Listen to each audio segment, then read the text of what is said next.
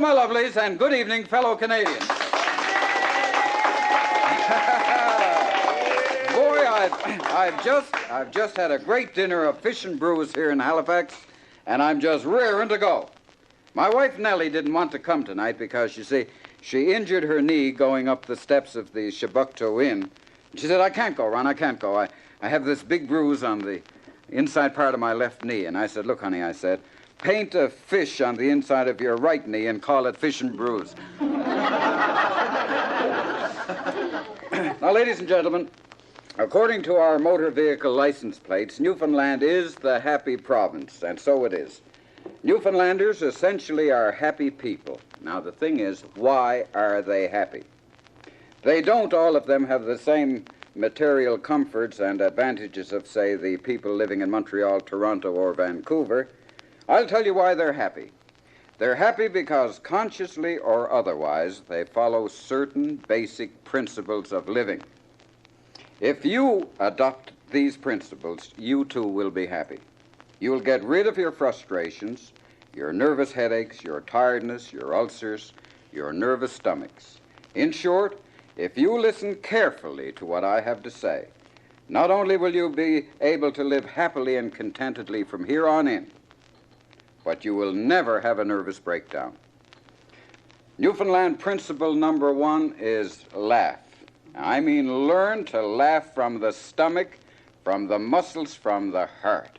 Not just from the mouth and vocal cords, but from the deep inner self. Let yourself really go and laugh. You can't have resentments or hate or interior disharmony when you laugh. I mean really laugh. It's the best antidote for developing ulcers of the stomach and of the mind.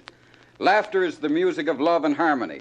Now just watch, I'll show you. It's contagious. It's the friendliest thing going. Just watch. Now I'm going to laugh, and you'll see how contagious it is. And watch the build-up.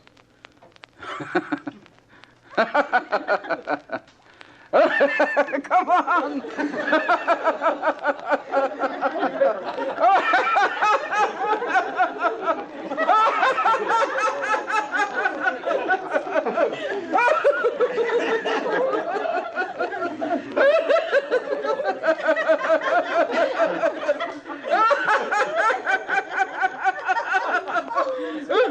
Right from the soul.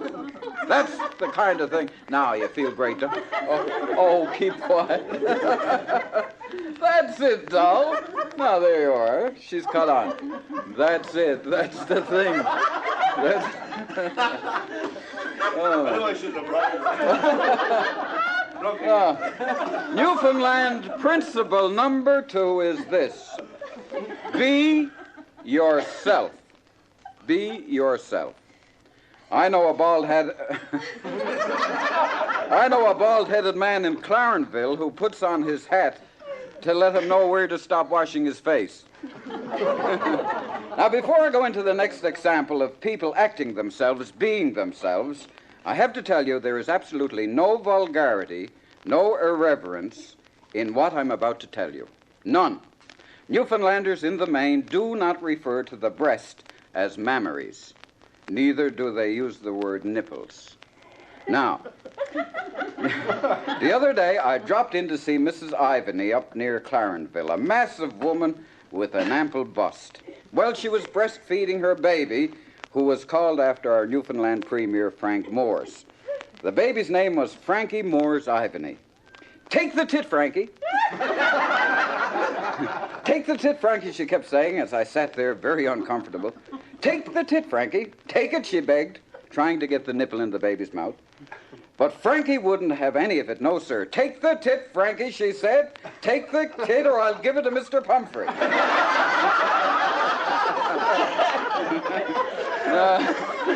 Oh, my.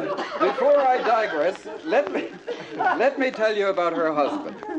A happy-go-lucky old fisherman who is himself completely. He came in, and placing his cap under his arm, as Newfoundlanders do, he shook hands with me, and the cat, a big black fellow, hunched up in the corner, its hair on end, its tail straight out. That damn cat hates me with a wonderful vengeance, he said. See that flagpole out there, Humphreys? I looked out the window and said, I don't see a flagpole. No, that's because it blew down in a storm of wind, he said. Every time I comes home with a few drinks in, that damn cat scuttles through the window and flies up the flagpole 35 feet in the air. And don't stop till he reaches the knob, he said. Yes, I said. Yes, I said. Well, sir, he said, the other night I come home half shot, and that cat went right through the window like greased lightning, sir, and was 35 feet in the air before realizing the flagpole wasn't there. Well, anyway, to make a long story short, Mr. Ivan, he told me how he grabbed the cat and placed him on the chopping block and cut off his head. What, I said, looking over and seeing the cat hissing in the corner. Yes, he said, I cut off his head and I throwed one part of him one way and his head the other way, he said, and I'm looking at the cat. 20 minutes later, he said, I heard the scratching at the window, and when I went out there was this damn cat with his head in his mouth.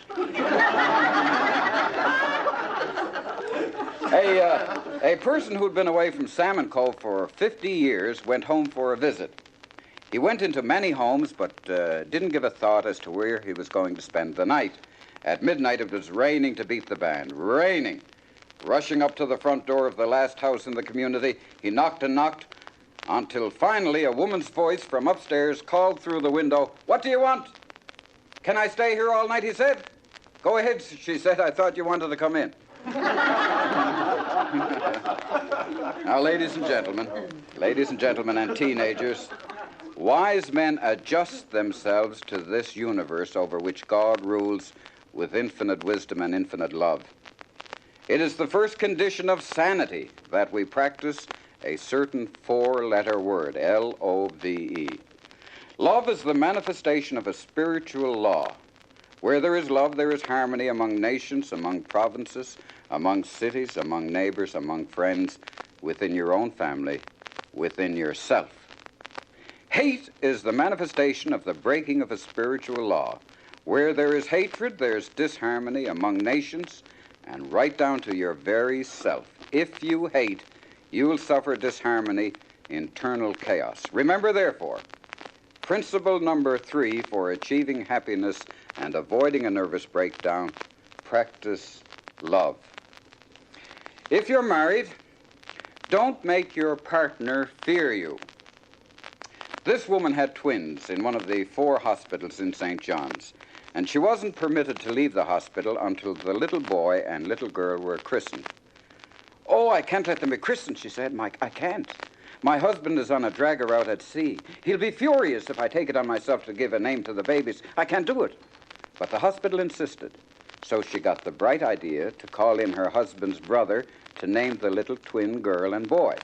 When her husband came home, she told him the story, and he said, "Oh, my heavens, my brother is worse than you.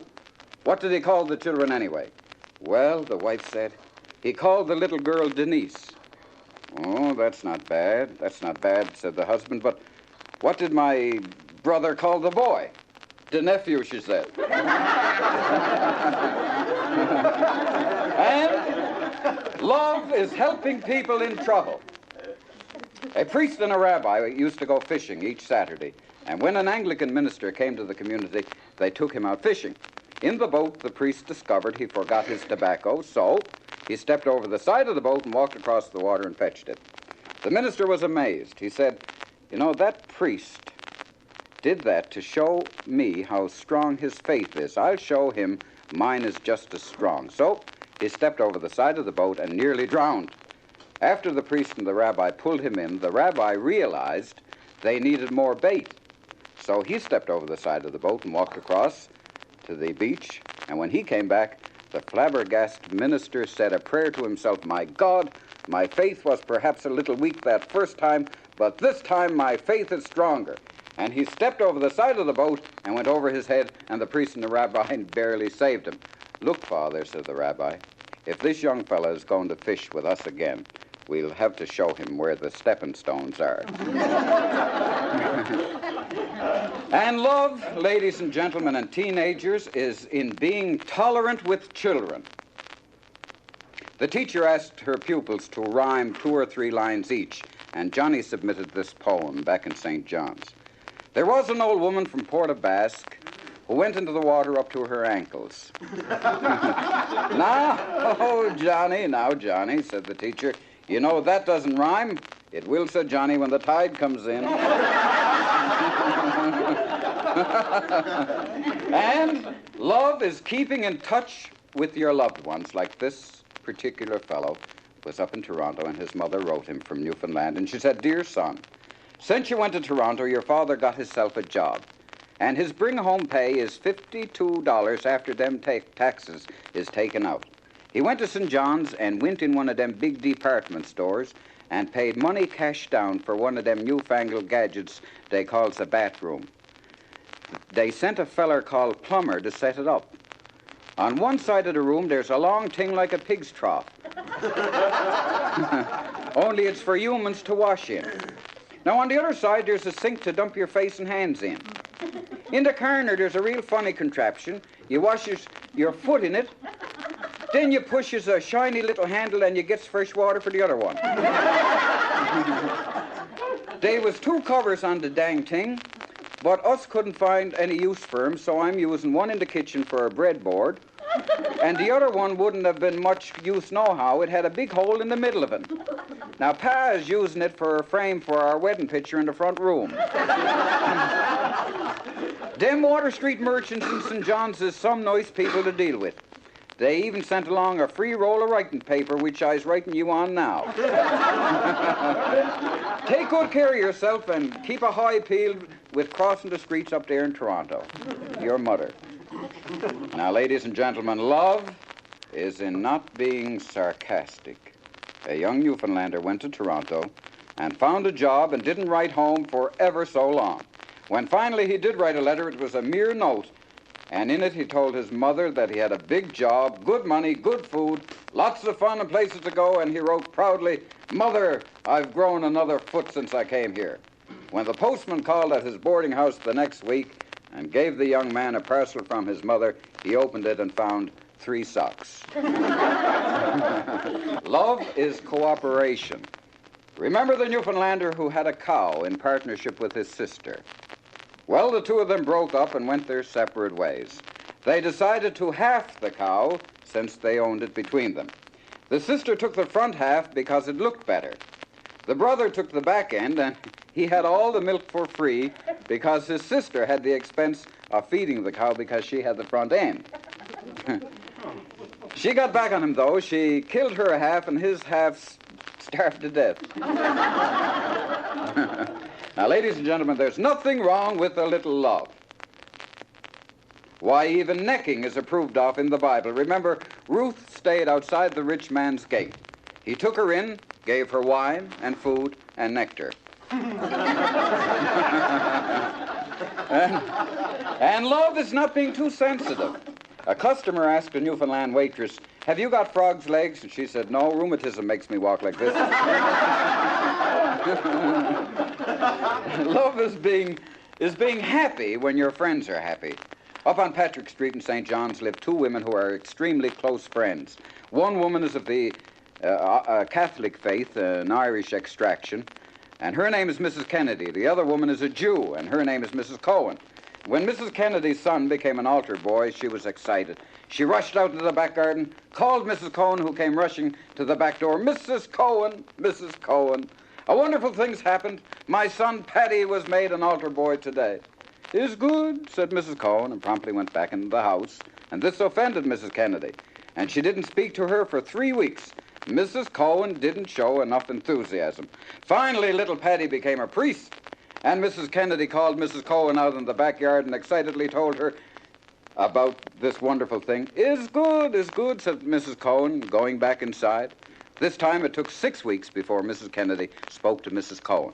Later, when Paddy was made a bishop, and Mrs. Kennedy told Mrs. Cohen the truly wonderful news, a Patrick Street boy, a bishop. Is good, said Mrs. Cohen, and she went inside, no enthusiasm at all for her friend's good fortune. Mrs. Kennedy was fuming, but she got over it, and it was forgotten when her son was made a cardinal, and then, oh, crowning glory, he was elected Pope of the Roman Catholic Church. Triumphantly, Mrs. Kennedy, the very first to know it, walked out into her back garden, called out to Mrs. Cohen, Mrs. Cohen, You've got to be impressed. Mrs. Cohen, said Mrs. Kennedy, tight-lipped and happy-eyed, my son Paddy was just made Pope of the Roman Catholic Church. Is good, said Mrs. Cohen, who turned to go. What do you want to do? What do you want? What do you want, Mrs. Cohen? I'd like to know. Do you want my son to be God? Mrs. Cohen turned and shrugged and said, one of our boys made it.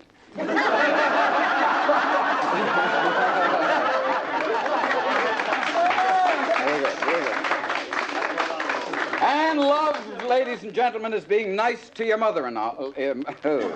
Nice to your mother-in-law. You see how I nearly choked on that. Not like that newfie meat packer named Young, who one day, when his nerves were unstrung, pushed his wife's mother unseen in the chopping machine and canned her and labeled it tongue. And love is doing things for others less fortunate than you. These two mental patients from the hospital for mental and nervous diseases were in Bowering Park, just across the road. They were sitting on a park bench with a nurse. They looked up and saw a pigeon which let go and splattered one of the patients in the eye. Just a minute, said the nurse to the disgusted and anguished man. I'll run back to the hospital and get a Kleenex or a piece of toilet paper. Forget it, said the patient, forget it. By the time he gets back, that pigeon will be miles away.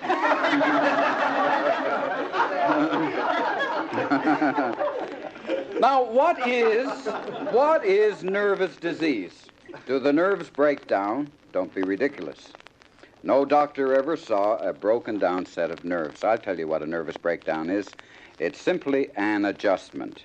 You can't stand life, so you cop out. You adjust to it in a negative manner.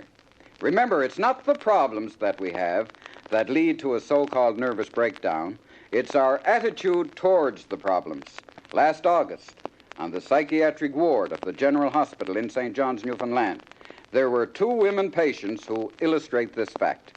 One patient was lying in bed with a nervous breakdown because she couldn't have any children. 2 beds away from her lay another woman with a nervous breakdown because she was going to have a child. So you see, it's not the problems that break us down. It's the attitudes we have to them. Rule number 4, therefore, for being happy and avoiding a nervous breakdown is learn to have a positive attitude about any situation which might develop. In short, learn to turn your lemon into a lemonade. That's right. Mary had a little watch. She swallowed it one day. She took a dose of castor oil to pass the time away. And a Newfoundland poet who didn't have any talent at all after many years of study and trial and error decided he'd go down in history anyway. He'd write the shortest poem in the world. He entitled it Fleas, and it goes like this. Adam had 'em. My wife Nellie had a skin graft on her cheek. You got to study her closely to see it. She's sitting down there, and I know you're looking closely at her, but you want to see it. You see, she had a motor car accident, and she was so grateful to me when I donated a piece of my own skin to be grafted into her little face. The skin came off my backside. Naturally, that's where they get skin for grafts, you see. Well, anyway, the operation was a great success, and Nellie was so happy. She gushed her gratitude. She was so grateful, tears came into her eyes. And I said, never you mind, honey, I assured her, never you mind. When your mother kisses you on the cheek, that'll be thanks enough for me.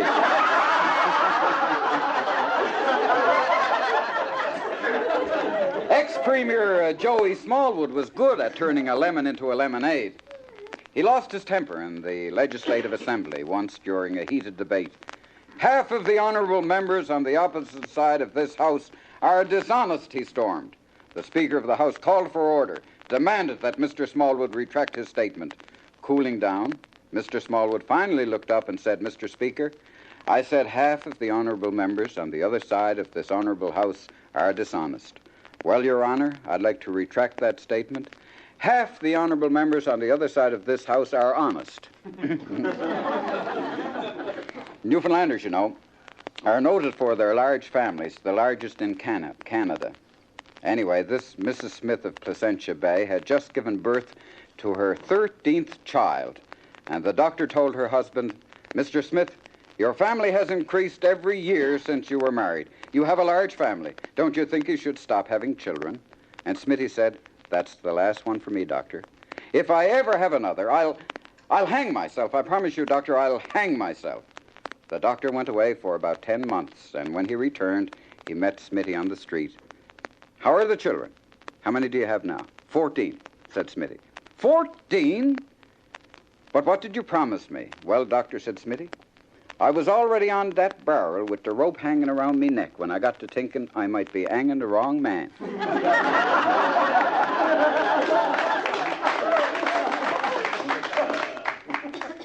One morning on my Action Line show on radio station VOCM in St. John's, I opened the mail and I read this 4-liner sent in by Mr. W. Hibbs of Pleasantville.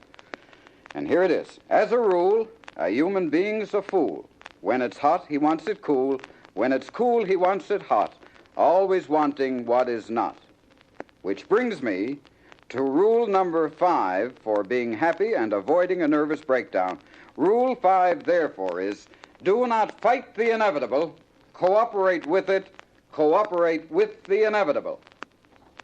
Nellie and I were going to a masquerade party. I was dressed as a bull and she was dressed as a cow. And, brother, we really looked the part.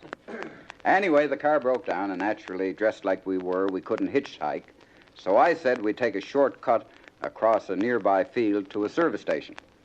While we were clomping along, me as a bull and Nellie as a cow, when I heard this terrible snorting and the clippity-clop of hooves, and when we looked, there was this massive bull charging down toward us from one corner of the meadow. Run! Run, Nellie whispered, panic-stricken. Run, what'll we do? What'll we do? I pulled away from her, and I said, well, Nellie girl, I'm going to eat grass. You'd better brace yourself.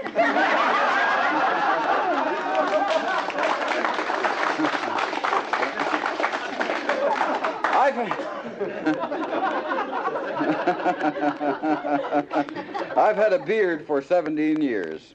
My wife didn't like it at first, and she wanted me to shave it off.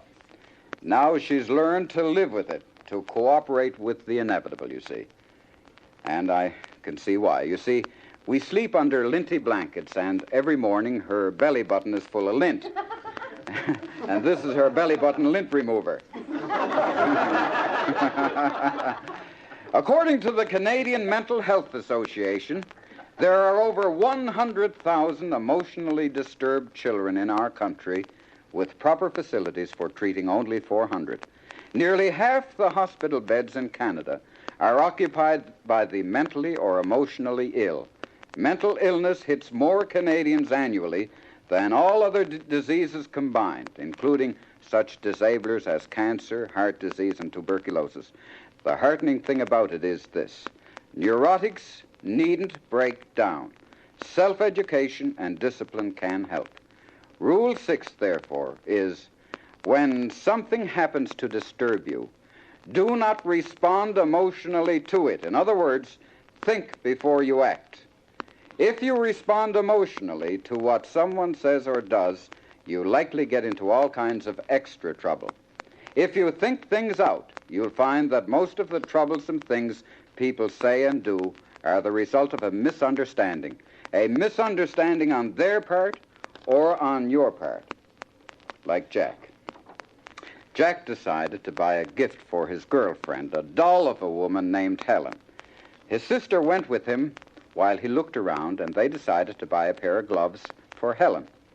Now hear this. When he bought the gloves and had them wrapped, his sister decided to buy a pair of panties, bloomers. Somehow the two parcels became mixed up, and Jack, thinking he was sending gloves to his girlfriend Helen, actually sent the bloomers, and this note from him was inside. Dearest Helen, this little token is to remind you that I'm keeping the date of your birthday. I chose this gift because I thought you needed them, as you are not in the habit of wearing them when we're out in the evening. If it had not been for my sister, I would have purchased long ones with buttons, but she said you were wearing short ones. They're of a delicate color. The lady I bought them from showed me a pair she had been wearing for 2 months. And and they were hardly soiled. How I wish I could put them on you, honey, for the first time. Anyway, I hope you will think of me every time you put them on. Oh, you're coming through well. My sister tried them on, and they looked pretty neat. I didn't know the exact size, but I thought I should be more capable than anyone else. After you put them on once, they slip on easily. And after you take them off, blow into them before putting them away. Hope you accept them in the spirit with which they're given. Be sure to wear them to the dance Friday night, as I'm crazy to see them on you. My sister said the latest is to wear them unbuttoned and hanging down, as that gives the wearer a casual look. Love and kisses, Jack. P.S. Think of the number of times I will kiss the back of them in the coming year.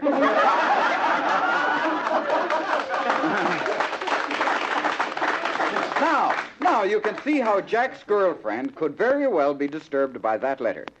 She could respond emotionally, and it could lead to a breakup. Or she could think things out and find the cause of the letter and then have a good laugh. You see? You see the point. Well, 2 loggers from Badger went to Toronto to get a job and responded to an ad in the paper. The personnel officer interviewed them one at a time. "So you're a pilot," the personnel officer said to the first logger. "Yes," he said. "I've been a pilot for 23 years. "No need to say more," said the personnel officer. "You're hired." Now, the Badger man left and enthusiastically greeted his buddy outside. "Go in," he said. "Go in. The job will be yours, just like that." The personnel manager asked the second Badger man, "What is your experience, sir?" "I'm a cutter," said the logger proudly. "A cutter? We don't need any cutters. This is an aviation company." "But," said the Badger man, you just gave my buddy a job." "Yes," said the personnel officer, "but he's a pilot." "Yes," said the Badger man, "but how in the devil can he pilot if I don't cut it first?" Now, here's another case of misunderstanding. A pair of newlyweds were out looking for a home in the country, and after finding one which they considered suitable, they made their way home. Then the wife remembered that she had not noticed whether or not there was an indoor toilet. So she decided to write about it. Now, instead of using the word water closet for toilet, she used the initials WC. The owner was at first puzzled when he got the letter, but he decided the lady was referring to the Wesley church nearby. So he answered her as follows. "Dear Madam, I regret very much the delay in answering your letter, but am now doing so to advise you that the WC is located 9 miles east of the house.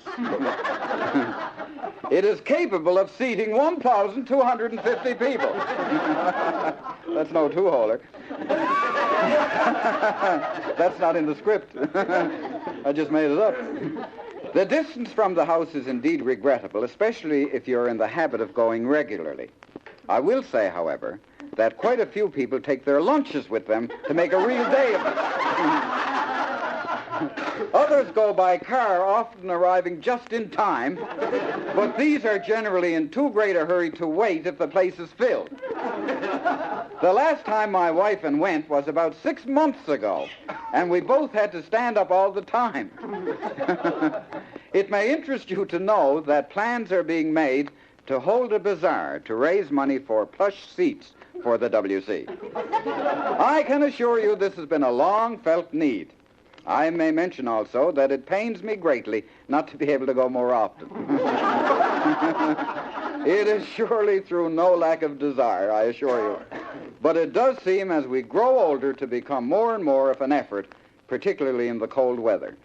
Well, hoping to see you the next time I go, I remain yours truly. Oh, yes, my friends, it's all in the way you look at things. I was driving with the kids out Topsail Way some weeks ago, and when we passed Villanova, we saw a big black and white cow giving birth to a little calf. The calf was halfway out. I said, here's my chance to teach the kids some sex education. "Do you see that little calf there?" I said to them.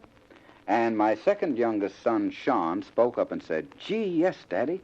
That calf must have been running some fast to get caught up like that.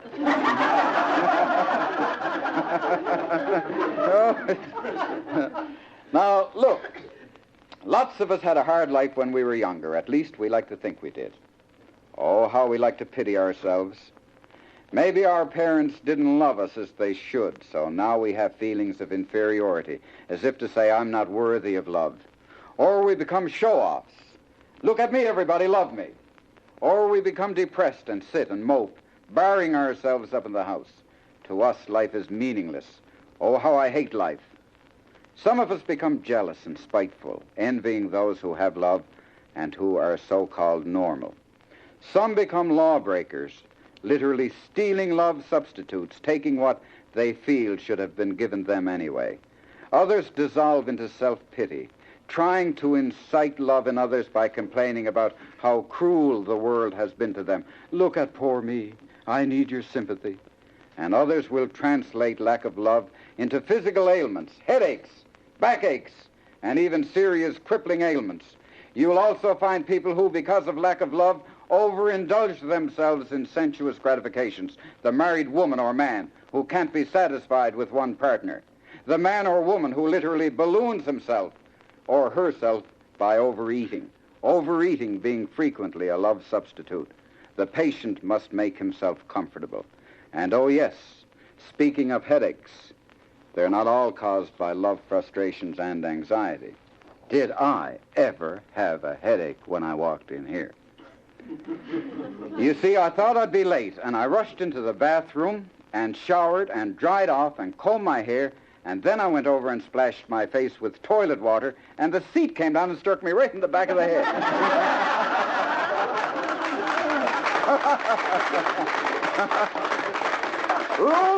Rule number 7, therefore, for being happy and avoiding a nervous breakdown is, don't be always thinking of yourself.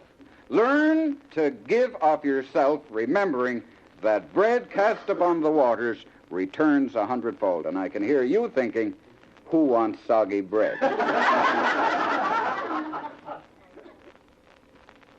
Take the fellow who's been in the mental hospital for 4 years now. Why is he there? I'll tell you why he's there. He placed too much emphasis on a minor thing, an inconsequential thing, and it made him crazy. He's a man always thinking of himself. He had one of those lump-like belly buttons. Some of us have concave belly buttons. But he had a convex belly button. And there was a little groove across the top of it. And he was convinced it was a screw. Now, the doctors did everything to persuade him his belly button wasn't a screw. But he just wouldn't listen. The obsession kept growing with him. And he was causing such a disturbance that one day a doctor snapped, all right. If you think you've got a screw in your belly, here, unscrew it. And he tossed him a screwdriver. Now, the poor doctor didn't think about it for some hours later. Oh, my God, he said. Oh, my God. And he rushed in to find the man. The man was in bed in his cubicle, as pale as a ghost. I hope you didn't monkey around with that screwdriver, the doctor said. I did, the patient said, looking at the doctor pitiably. Well, man, speak up. What happened? Oh, I gave it a half turn, and my backside dropped off.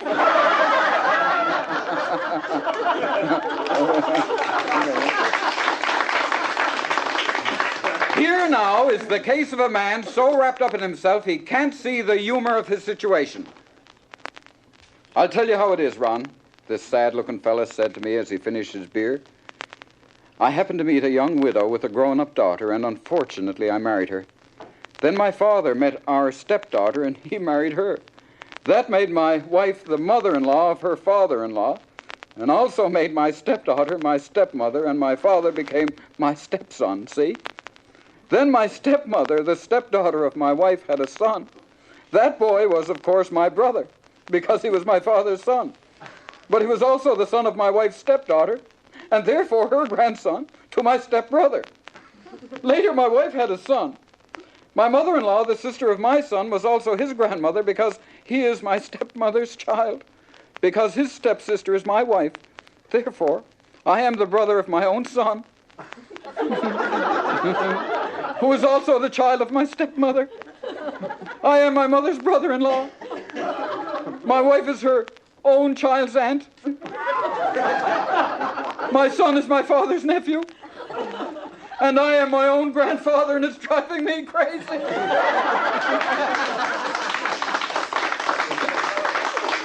That man is so different from two Newfoundlanders, ex-servicemen, and well-decorated members of the Canadian Legion. During the war, their regiment was in retreat. The colonel ordered the two Newfoundlanders to stay behind and slow down the enemy as much as they could. They were stationed on a hill in charge of a machine gun. And as a boost to their ego and courage, the colonel promised them 25 cents for every one of the enemy they killed. Before long, the two Newfies looked down and saw 10,000 enemy troops storming up the hill. One of the Newfs turned to the other and said happily, "We're going to make a fortune." It's all in your attitude. Then there's the case of the St. John's man, so wrapped up in his self-conscious self, he stuttered terribly, but he wasn't without a sense of humor. He went into one of our posh nightclubs in St. John's Town, said to the bartender, he said, how much is your Newfie Screech? $2 for a 1-ounce shot, said the bartender, non-concerned. $2. Well, how much is your beer then? $1 a bottle, said the bartender, washing out a glass. Well,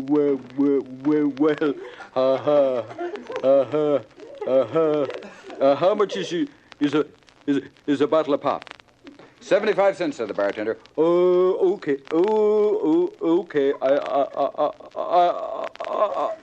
I'll have a bottle of pop. After he took a few sips of the pop, he said to the bartender, he said, Sir, I like you. You didn't once laugh at my stuttering. Well, sir, I like you too, said the bartender. You didn't make any reference to the hump on my back.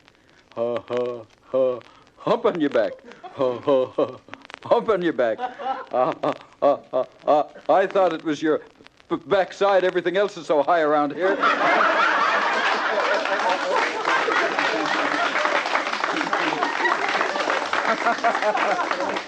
Remember, ladies and gentlemen, and teenagers, it is not the problems of today that drive men mad. Rather, it is the vexations, frustrations, sadnesses, and heartbreaks of yesterday, coupled with the fears of what tomorrow may bring. Really now, yesterday is a canceled check. Tomorrow is a promissory note. And today, this day, is our only cash on hand. Jesus Christ, in his wisdom, when he authored the Lord's Prayer, said, "Give us this day our daily bread." He didn't ask us to pray for tomorrow. And when tomorrow comes, it will then have its turn of being this day. And the Bible in its wisdom says, "Sufficient unto today are the evils thereof."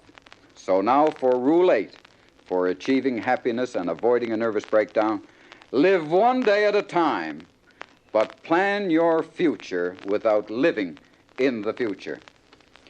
When I came to Halifax to address you people tonight, I got off the plane, went into the terminal, and I met a longshoreman who had a watch on, and I asked him the time. "Not bloody likely," he said. "What?" I said. You won't give me the time of day?" "No, sir," he said. "If I do, you'll be asking me my name, and I'll be telling it to you, and then we'll get chummy, and I'll have to invite you to the house for a cup of coffee, and you'll naturally meet my daughter, who's the best cook in Halifax Harbor, and the two of you'll get friendly, and the next thing I'll know, you'll be wanting to marry her, and you'll come to me and ask me for her hand, and I'll have to say no, because I'll tell you something, mister, I ain't ever going to let my daughter go marrying no bum who can't afford a wristwatch."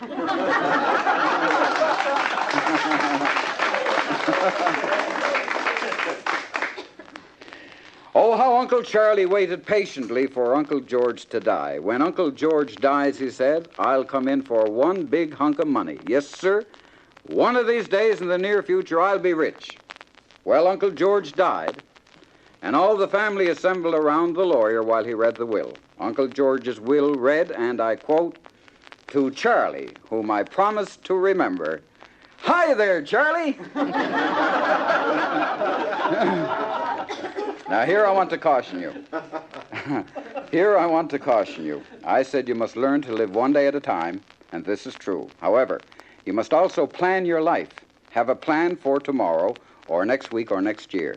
But don't neglect to live today. Really live today by living in anticipation of tomorrow, or next week, or next year. So live in today and plan your life.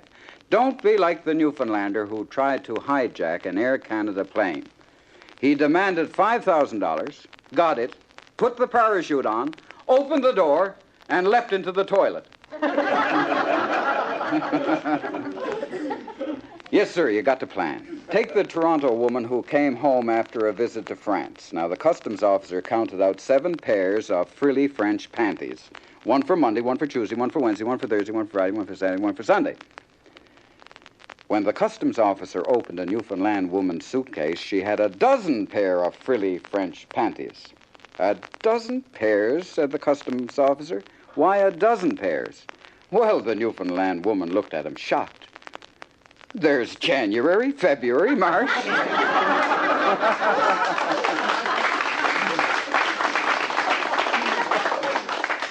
Here's the case of a woman who looks too far afield. She went to a seance. She said to the spirit, "Are you happy in the spirit world, Harry?" Spirit husband said, "Yes." "Happier than you were in the Newfoundland regiment, Harry?" "Yes." "Happier than you were on earth with me even, Harry?" "Oh, much happier." "Oh, Harry, Harry, heaven must be a wonderful place." "I ain't in heaven."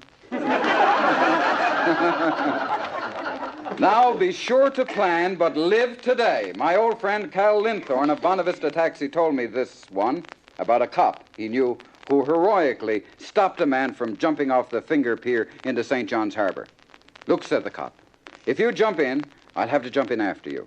It's freezing cold. And while we're waiting for the ambulance, we'll both get pneumonia, and I'll die with you. I know that you want to die, but you don't want to take an innocent man with you, now do you? Now be a good fella, huh? Be a good fella. Don't jump in. Go home and hang yourself."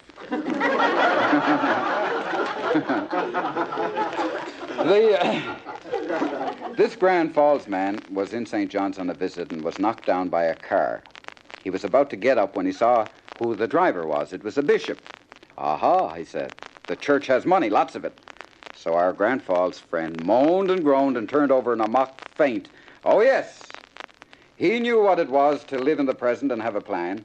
Funny thing about it, the doctors at the General Hospital couldn't find a thing wrong with him. But he was paralyzed. Nobody could understand it. The man took the bishop to court. The bishop showed up, determined to win the case, and the man showed up on a stretcher. The court could only assume that since there were no bones broken, the man must have suffered brain damage as a result of the accident, and the court, therefore, had no alternative but to award him $100,000. When the trial was over, the bishop bent low over the man and said, "Brother, I know you're not hurt. I know you're bluffing, so I'm warning you. I'm going to keep a close watch on you, and the very first time you're caught up and around, I'm taking you to court and will reclaim my $100,000 on the grounds of fraud." The man on the stretcher looked up at the bishop and gently pulled him down and whispered into his ear, "Your Grace, one of the first purchases I'm going to make with your $100,000 is a trip to Lourdes, and you're going to see the fastest miracle ever performed in the 20th century."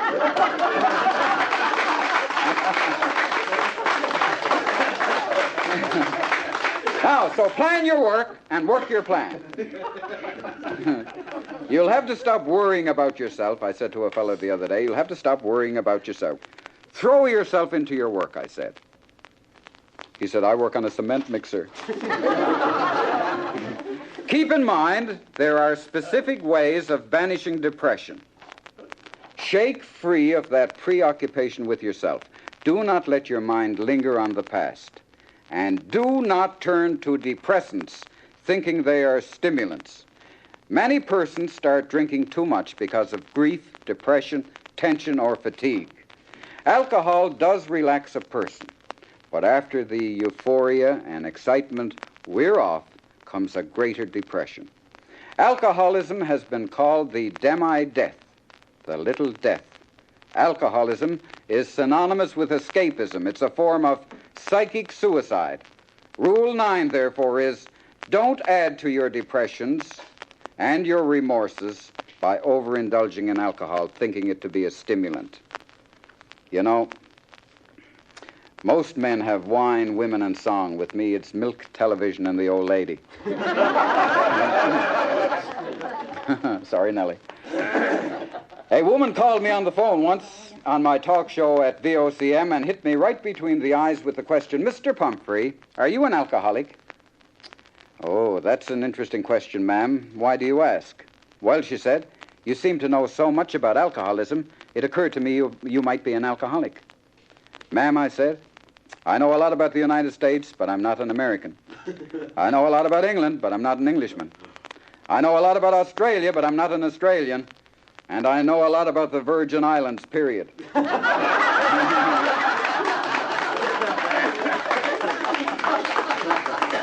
Three fellas went down to the train station in St. John's and inquired when the train was leaving because if they had time, they wanted to have a few bottles of beer. The train is late, sir. Won't be leaving for an extra 30 minutes. After a half hour's drinking, they rushed back. When is the train leaving now? Oh, in another 20 minutes, sir. After 20 minutes, the three of them rushed back to the railway station and asked, when is the train leaving now, sir? It'll be just 15 more minutes, gentlemen. It's late. Back at the tavern, they drank for 14 minutes and left just as the train was taking off. The three of them ran and ran and ran hard. And finally, two of them hopped aboard the last car. But the third fellow just sat down on the tracks and cried. A CN policeman came by and asked him why he was crying. See them two fools on that train there? Yes, said the policeman. Well, I'm going away and they came down to see me off.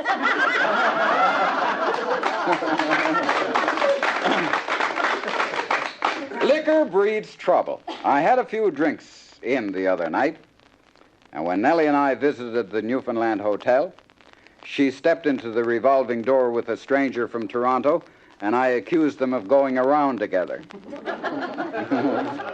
Well, you're with me. You're always with me, aren't you? Oh, yes, she shakes her head vigorously. Three men from Grand Bank staggered back to their boarding house after a heavy night of it, and the landlady met them at the door, and this is why a lot of you can't understand Newfoundlanders.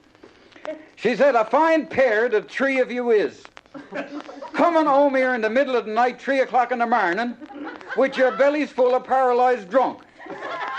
If you wants to stay here, you got to find yourselves another boarding house.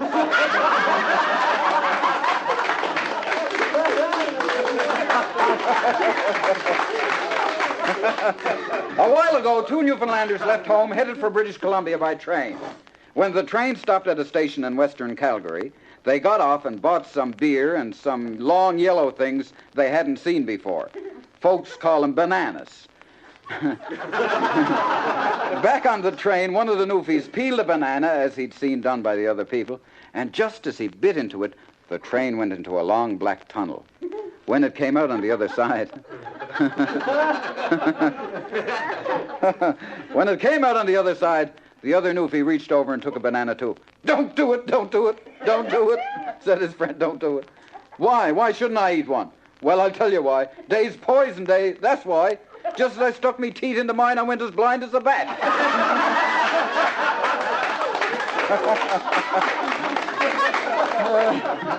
The RCMP had no success finding out who was making the moonshine in Harbor Grace, so they went to Island Cove figuring to get a clue there. Finally, they came along to an old codger, and one of the Mounties said, old-timer, can you tell us who makes the moonshine in Harbor Grace? Yes, said the man, squinting at him. The Mountie became excited. Yeah? Who? The old man said, the same feller who makes the sunshine in Carbonear. And I'll never forget this. And this is a true story, as most of these are. A desperate St. John's wino went to Canada Manpower and told them he'd take any kind of job anywhere for any kind of money. Well, we got a job for you in Montreal. It's a canning factory, said the man at Manpower. Can you pick lemons? Can I pick lemons, said the man. I've been married 5 times. Mike Murphy of Windsor, Newfoundland, tells the one about a resident who had gotten a new job in Labrador City and had to be away from home until he found a new house to send for his wife and family, and they were really looking forward to going to Labrador. After a week's absence, he sent a telegram to his wife, "Maid foreman, feather in my cap." 2 weeks later, he wired again, "Maid manager, another feather in my cap." A week later, another telegram read, "Fired for drinking. Send money so can buy ticket home." The wife wired back immediately, "Use feathers, fly home."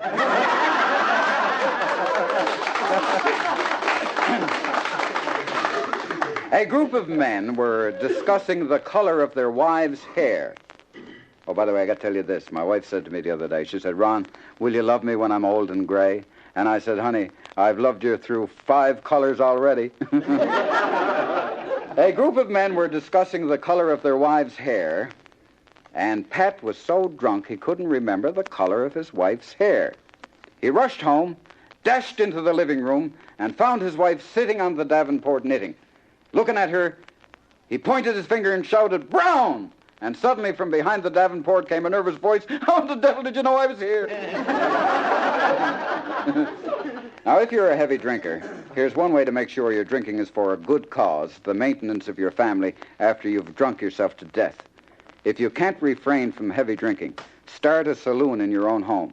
Be the only customer, and you won't have to get a license. Now, give your wife $39 to buy a gallon of scotch. There are 128 shots in a gallon. Buy all your drinks from your wife at 70 cents a drink. Now, that's a bargain anywhere. And in 4 days, when the gallon is gone, your wife will have $50.60 to put into the bank and will also have $39 to start up in business again.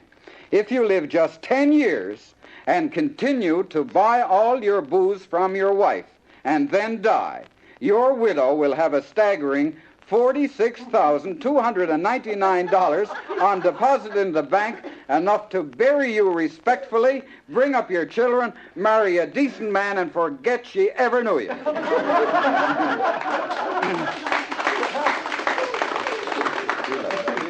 Now, daily, for your mental health's sake, you should practice being serene. No matter what the difficulty, you should remain serene. For your physical health's sake, too. You don't want to explode into a heart attack, now do you? Learn this prayer and practice the thoughts behind it. God, grant me the serenity to accept the things I cannot change, courage to change the things I can, and the wisdom to know the difference. And don't ever be so foolish as to put all your eggs in one basket. If you have a job, make sure you have a hobby, something you can fall back on. This is especially necessary when you retire because, as statistics prove, the big, fast killer of retired people is idleness. It makes them depressed. They lose the will to live. They consider themselves useless, and they die before their time, so to speak. Rules, therefore, number 10 and 11 are, learn to be serene and don't put all your eggs in one basket. Remember the Titanic, the supposedly unsinkable ship which struck an iceberg off Newfoundland and went to the bottom with a lot of people aboard. Well, this old fellow in Tickle Cove Pond, back in Newfoundland, was a wonderful builder of model ships and boats. He built them small, and he built them to perfection, and his fame spread far and wide. Radio, television, and newspapers all over the province gave headline treatment to what was to be his crowning glory. He was building a model of the Titanic right to scale, a miniature ship which would be a flawless reproduction, and he was going to put it in a bottle and present it to the Newfoundland government to be given a place of honor in the archives. Day after day he labored. Night after night he worked, until after 3 solid years he was just about finished. The whole community was excited. All Newfoundland was waiting. Tonight, he would put the finishing touches on this fantastic reproduction. It was finished. He studied it under the lamplight. Carefully, he placed it in the bottle. His wife was asleep in bed, and he was alone. Tomorrow fame would be his. "Ah, I must celebrate, he said. And he took down a bottle of Newfie rum, Newfie Screech. And he took down a glass. And he took 3 or 4 ice cubes from the fridge and poured ginger ale into the glass and dumped the ice cubes in. He reached for the Screech, but he took the wrong bottle, and inadvertently he poured the Titanic into the glass, and the Titanic struck an ice cube and sank.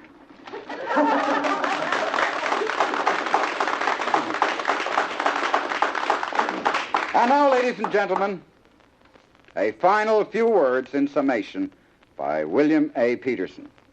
Happiness does not depend upon what happens outside of you, but on what happens inside of you. It is measured by the spirit in which you meet the problems of life. Happiness is a state of mind. Lincoln once said, "We are as happy as we make up our own minds to be." Happiness doesn't come from doing what we like to do, but from liking what we have to do. Happiness comes from putting our hearts in our work and doing it with joy and enthusiasm. Happiness grows out of harmonious relationship with others based on attitudes of goodwill, tolerance, understanding, and love.